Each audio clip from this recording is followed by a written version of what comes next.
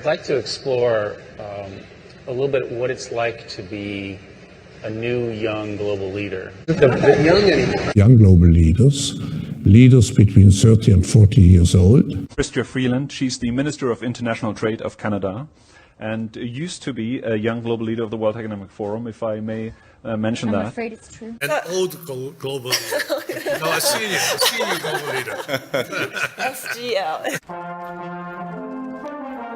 Ursula von der Leyen inspected the troops with the Prime Minister by her side. The two then met to discuss a range of issues with a focus on the war in Ukraine. We are always on the same side. And I want to thank you and Canada for the strong support to Ukraine. The meeting also included the Deputy Prime Minister, the Minister of National Defense, and the Minister of Foreign Affairs. She was named a young global leader by the World Economic Forum. Minister Joly. Our young global leaders are selected by the top editors-in-chief around the world. The world was staggered by the speed with which the German armored columns moved. What was the secret that enabled armies to move so far so rapidly? The secret lay in the organization of the striking spearhead. Armored forces came first, closely followed by motorized divisions, which peeled off, forming solid walls. And through the corridor thus formed, raced the supply trucks to feed the ever-lengthening column. It was obvious that we penetrate the cabinets. Could the member please name which cabinet ministers are on board with the WEF's agenda? My concern is the deputy. Order. I know that the member was in a really good question there, but the audio is really bad. Ryan, thank you for being with us. I really appreciate that. You've been fighting for freedoms and for our country for a long time. Thank you, Mr. Bernier, for having me. I should say thank you to my leader for having me. Fearless leader, we're so happy you called. No. Thank you to my leader for having me because I'm a member of your party and a strong supporter of you and the principles that your party stands for. And yes, I was a part of that very historic time in 1991 and 92. And I think what your supporters and the viewers would be very interested in is the question that you just asked about a little bit of the history of that time. I think it's not well known that these negotiations went on for 17 months. Moolah. And this may sound conspiratorial or crazy. No. 17 months.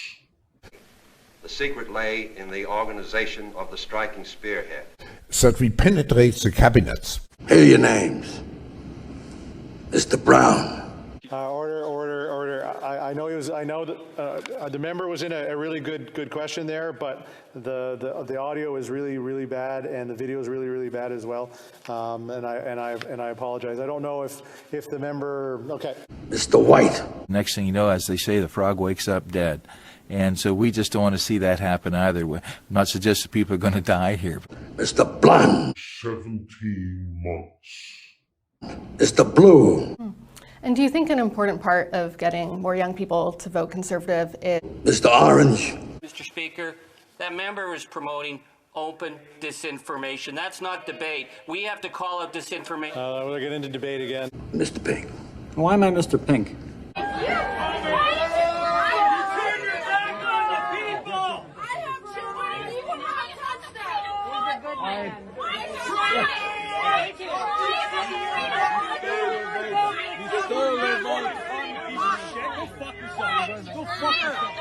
Look at you, fucking dude! You fucking lying piece of shit! You're a piece of shit!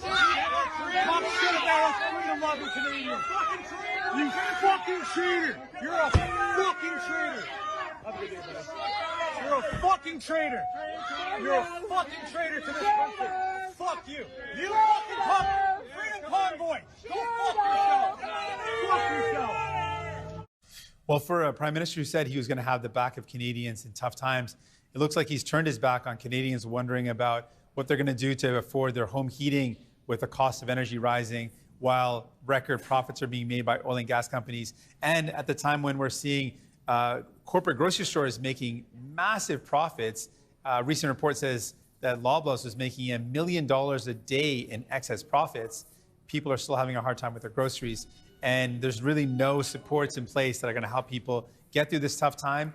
Changes to EI to make sure people are prepared for a potential recession and that there's support there for them if they lose their jobs. Would you oversee firing public servants or them losing their jobs if they refuse to get vaccinated?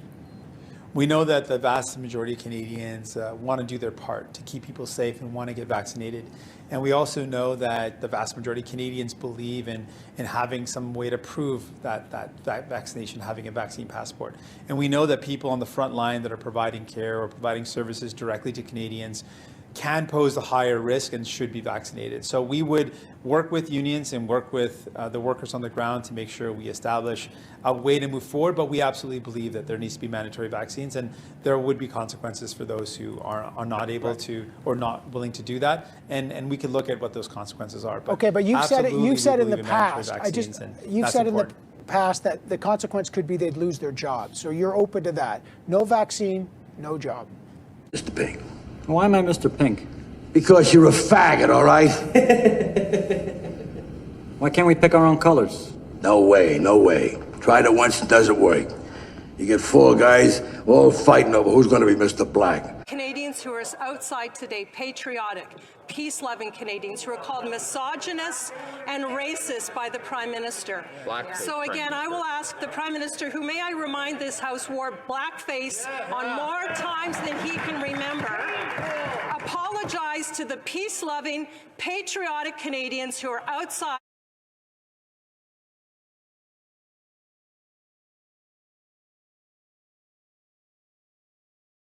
You get 4 guys all fighting over who's going to be Mr. Black. But they don't know each other, so nobody wants to back down. No way. I pick. You're Mr. Pink. Be thankful you're not Mr. Yellow. Yeah, but... We got questions. Running Fudger thing. That's his new name. Fudger thing. Questions, bro.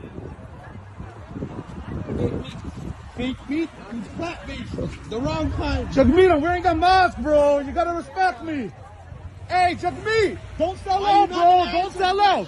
Where are you going? Where are you going? Pussy. Pussy.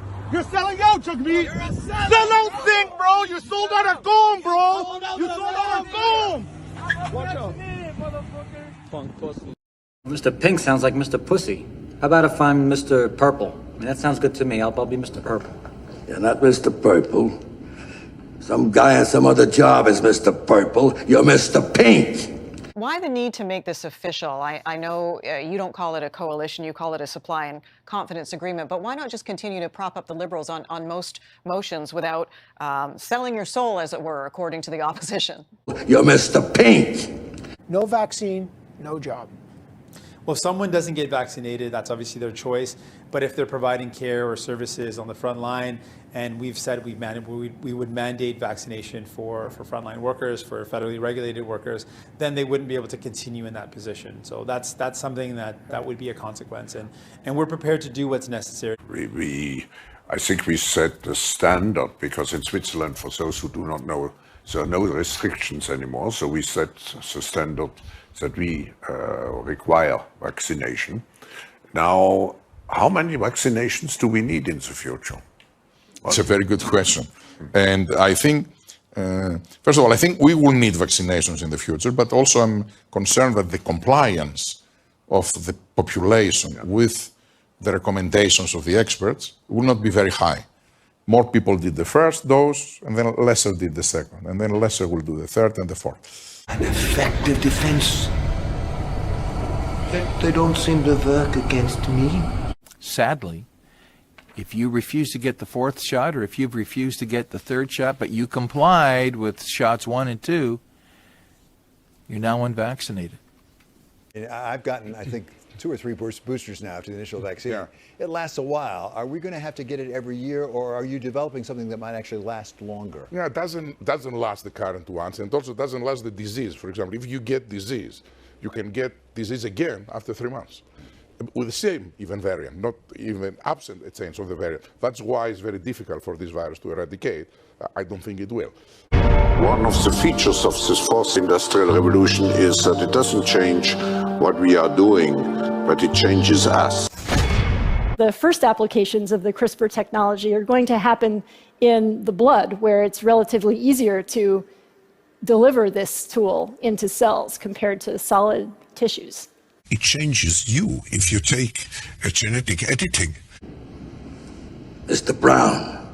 Could the member please name which cabinet ministers are on board with the WEF's agenda? My concern is the deputy. Order. I know that the member was in a really good question there, but the audio is really bad and the video is really bad as well. And I apologize. I don't know if the member. Okay. Mr. Brown, that's a little too close to Mr. Shit. The secret lay in the organization of the striking spearhead. To shut you off entirely so that you wouldn't be able to purchase things or do things outside of a certain area around your home. The secret of the order the eye radiated in all directions is the all-spying eye. So I do not trust this government or any government to maintain this particular program in a way that would not be ultimately abusive or potentially even coercive. And we've seen many examples of that throughout COVID-19. Foreign interference is designed to sow chaos and to destroy every fabric of our democracy, Mr. Speaker.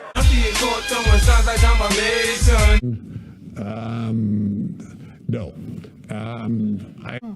And do you think an important part of getting more young people to vote conservative is having more young people run as conservatives in the next election? I think so. You know, it's hard to say, but I think it is good to have a good mix. I think the House of Commons should look like Canada. The Honourable Parliamentary Secretary, may start right from the top so we can hear the whole answer at once. Thank you, Mr. Speaker. And I'm disappointed that the honourable members don't want to hear the answer to that question. Foreign interference is something that is an attack on every single member of this House. It is an attack on our very fabric of our democracy. We must stand together. It's all about this right here, huh?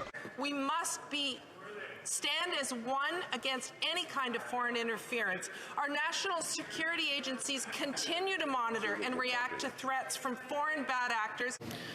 In the last couple of weeks, Canadians have been hearing and reading a lot about the issue of attempted foreign interference, particularly from China, in our elections. There have been questions raised about our democracy, our national security agencies, our parliament, and even our sovereignty.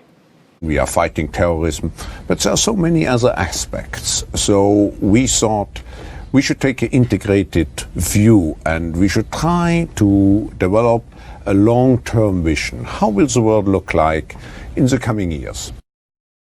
For the short, medium, and long term. With each passing moment, you make yourself more my servant. Thank you, Professor Schwab, for your warm welcome and for bringing this impressive group together.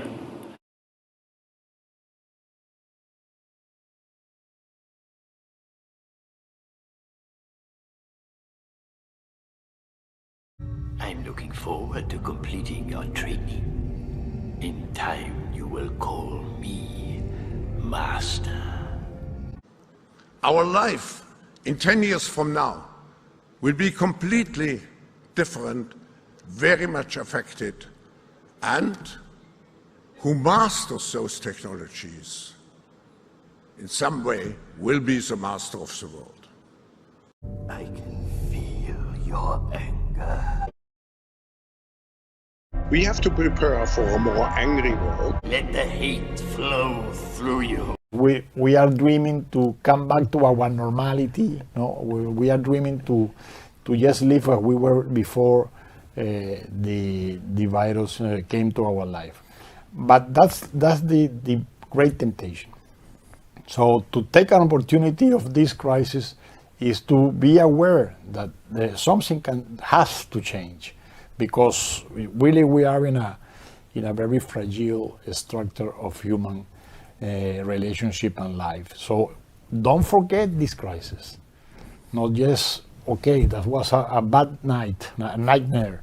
No, and we are awake again, and we are again in our life as before. No, we have to take the lesson that if we don't change after this, the next one will be worse. Gracias a Dios y al trabajo de muchos, hoy tenemos vacunas para protegernos del COVID-19. But the people are retarded.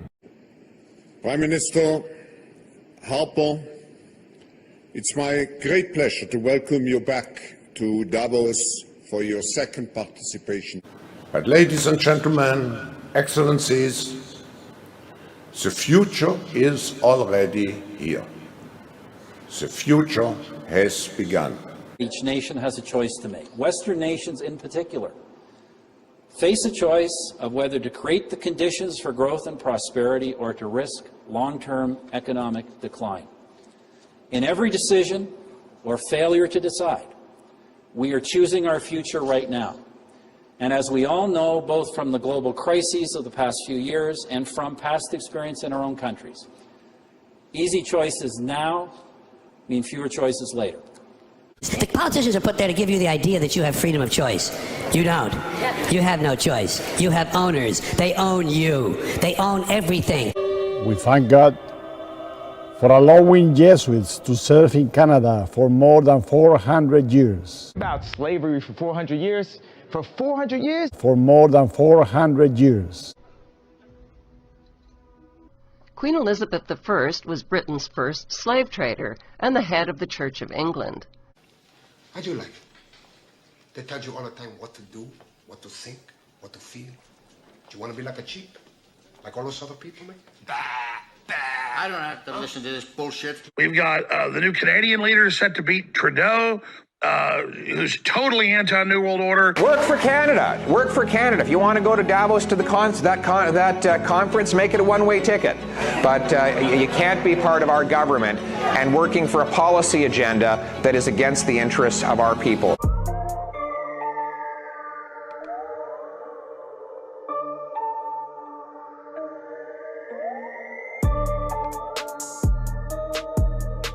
The Wayback Machine can't be fudged. All right. So what happened? Because you I made don't. a video. The truth is. Conservative leader Pierre Poilievre says that he is not buying the special rapporteur's report into allegations of foreign interference. Now, this comes after David Johnston announced that he does not think a public inquiry is needed into alleged foreign meddling in the past 2 federal elections. Johnston based his conclusion on intelligence information that the federal opposition leader was not cleared to view. Pierre Poilievre is in Toronto today, and he joins us now. Welcome to CP24. Thanks for having me. I want to ask your opinion on this, Mr. Poilievre. Will you take the Prime Minister up on his offer to obtain the heightened security clearance if you can see classified information into this yourself? So I'm not going to be muzzled. No.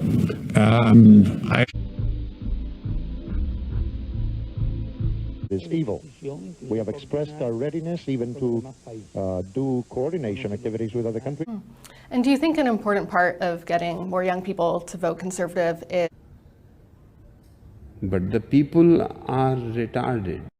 Why, it's that delightful TV leprechaun. I'm going to get your Lucky Charms. Oh no, my brains. Just think of sensors planted into our brains. Can you imagine that in 10 years when we are sitting here, we have an implant in our brains, and I can immediately feel, because you all will have implants, and we measure your brain waves, and I can immediately tell you how the people react, or I can feel.